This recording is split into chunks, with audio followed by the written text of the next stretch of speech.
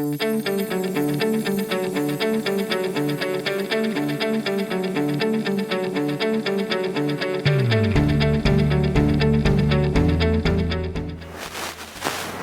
I'm Adrian Walker and I'm here in Bombay today, and I'm going to talk to you, strangely enough, not about India.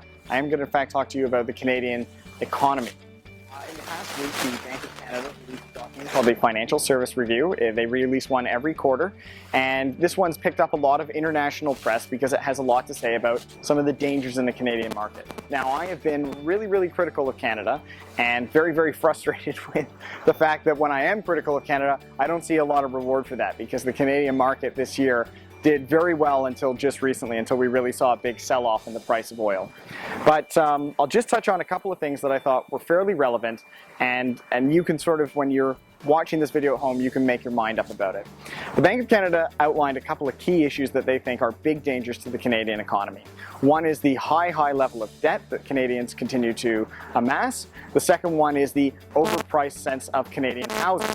The two big issues with that, even though the average level of debt for Canadians is 160% of earnings, it is in fact much higher for those Canadians carrying debt, because 30% of Canadian households don't have debt. Those are people who are just pre-retirees or retirees. Many of them don't have any debt at all, which means that the average debt level for people who are carrying debt is actually in the 240% range, much higher than we would actually rather see.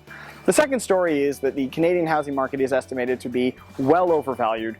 No one's exactly sure. The Bank of Canada estimates it could be between 10 and 30%, which is a 20% window. That's you might as well say we just don't know. And that is kind of what they're saying. And the problem is they don't know. And no one's exactly sure how this is going to be resolved. And I think that this is the big lesson for Canadian investors. It's not that there won't be problems, and it's not that those problems won't sometimes turn into big economic issues. The big problem is that we know when there are problems in the economy does not mean that it's going to instantaneously turn out to be economic bad news. The Canadian market this year had a terrific run until about July, and then we started to see all kinds of things go wrong, and really only in the last few weeks has the Canadian market really sold off. But before that, this looked like it was going to be the year of the TSX. But what's really happened is it could be years before all of these financial problems that we've been talking about and we keep coming back to actually become materially problematic. You could have lots of money in Canada, and next year the TSX could outperform every other market, and the year after that, and the year after that.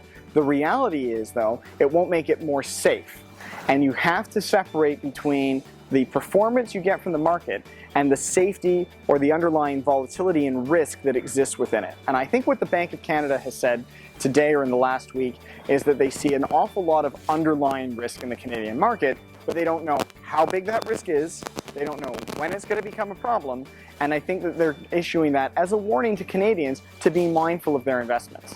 So as a Canadian, when you're looking to invest, you can obviously keep lots and lots of your assets in Canada, or you could look to other places to invest.